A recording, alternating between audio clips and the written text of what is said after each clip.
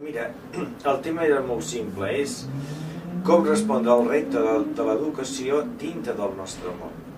Si tothom té la consciència de que els nens i nenes i joves i adolescents són importantíssims i el repte és com ajudar-los a que es trobin amb la seva interioritat, a que es formin bé, a que tinguin una afectivitat equilibrada i que siguin responsables davant del nostre món.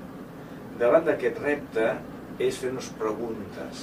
I les preguntes és com podem ajudar, com podem acompanyar, quin tipus d'ideal ens mou a les escoles i com les escoles s'han d'adaptar perquè realment la nostra tasca sigui efectiva i positiva per ells.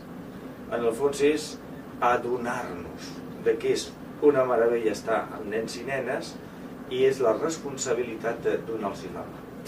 Hi ha una qüestió que és participativa, o tothom estem d'acord, no? És veure com la cultura, els valors, l'intercanvi, tot això ens està afectant. I per tant, primer, hem de tenir un bon equip de formadors, perquè hi ha un ideal que és ajudar a formar aquests nens. Per tant, ara, quan nosaltres diem a un professor que vingui a explicar una assignatura, no és només per explicar matemàtiques.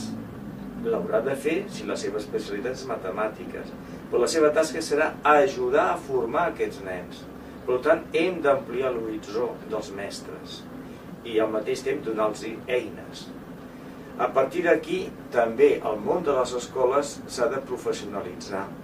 S'ha de mirar realment com aquestes escoles responen i compleixen tota la normativa que hi ha a nivell de treballadors.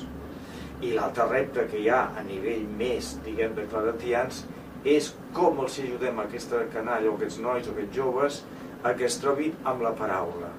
El tema de la paraula, el tema de la fe, etc., és tan important que hem de buscar recursos, maneres, metodologies, perquè ells també ho vagin assumint d'una forma, diguem, natural, des del punt de vista de la llibertat. Hem d'intentar realment donar resposta a lo que és la persona humana.